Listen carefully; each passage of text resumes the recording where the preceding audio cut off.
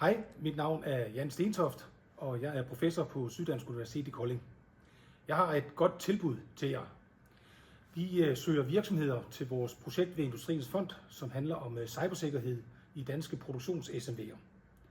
Så det at være med i det her projekt, der ligger man ud med at arbejde med en procesmodel, som består af 4 faser. Den første fase, den handler om, at man i et tværorganisatorisk team i virksomheden for salg, produktion, indkøb, økonomi, IT, produktudvikling, arbejder sammen med at få tegnet et overblik over virksomheden, helt ude fra kunderne, ind igennem produktionen og ude i leverandørerne. Det er en opgave, der tager cirka 3 timer, og her kan vi tilbyde en studerende, som kan komme med ud og facilitere processen hos jer. Når det er sket, så går man ind i fase 2 i modellen, og det her der arbejder man med et software, hvor man hver især individuelt sidder og vurderer nogle sårbarheder og nogle kapabiliteter.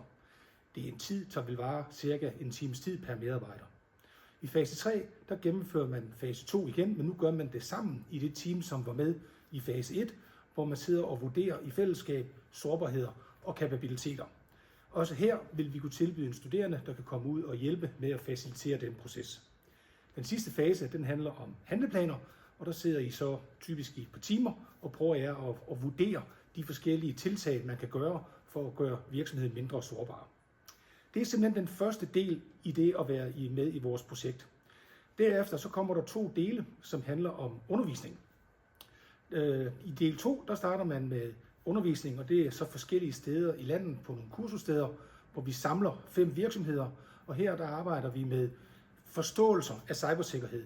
Og derudover kommer I også til at arbejde med nogle fremtidsscenarier, som er 5 scenarier, vi har udviklet, som giver nogle chok i forretningsmiljøet, og hvad betyder det så, hvis det indtræffer? Så på den her dag 2, der er det så mindst 2 deltagere, men vi har også set deltagere, helt op til 4 deltagere for virksomhederne i nogle tidligere forløb. Men mindst 2 for virksomheden skal deltage her.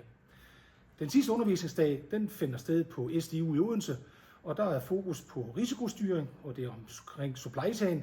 Det handler også om cybersikkerhed, geopolitik og forretningskontinuitet. Og der inviterer vi så alle virksomhederne samlet, og der er det så vigtigt, at der mindst er 1 for virksomheden, der møder frem.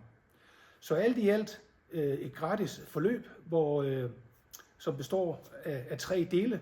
Den første del, resiliensmodellen. Del 2, det er træning og arbejde med nogle scenarier. Og så del 3 er igen træning, hvor vi sådan mere bredt folder cybersikkerhed ud. Som en opsummering, hvad er fordelene ved at deltage i det her projekt? For det første får I et fælles overblik over forsyningskæden, så I hurtigt kan identificere kritiske afhængigheder og sårbarheder. I arbejder også med en systematisk risikovurdering, både igennem den individuelle og den fælles assessment, som giver et klart beslutningsgrundlag. I får nogle praktiske handleplaner. Der er også tværorganisatorisk alignment, hvor man ligesom kommer til at arbejde på tværs af funktioner. Og så er der de her 2 intensive træningsdage med fokus på fremtidsscenarier. Så alt i alt er der masser af gode grunde til at deltage i projektet. Vi søger virksomheder til deltagelse i projektet her fra februar måned i år og til og med april måned.